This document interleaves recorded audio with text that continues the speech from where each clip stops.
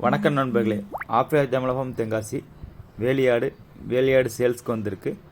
இது மொத்தம் பார்த்தீங்கன்னா 14 உருப்படி 14 உருப்படி 2 லாட்டாக போட்டிருக்கோம். ஒரு லாட்டு, பின்னாடி வரது வீடியோ ஒரு லாட்டு, மொத்தம் 2 லாட்டாக போட்டிருக்கிறோம். முதல் லாட்டில் பார்த்தீங்கன்னா 7மே செனை தான். இதில் வந்து 2 எண்ணெய் நிறச்செனை, மொத்தம் 5 எண்ணெய் வந்து ஒரு 2 to 3 மாத செனை. எல்லாமே நல்ல தெளிவான பிரீடு. 2ஆவது லாட்டில் பார்த்தீங்கன்னா மொத்தம் 7 உருப்படி, அது எல்லாமே இளஞ்செனை தான், ஒரு 2 to 3 மாத செனை. மொத்தம் 14 உருப்படி. 14 7 இலாவும் எடுத்துக்கலாம், இல்லை 14 சேர்த்தும் எடுத்துக்கலாம்.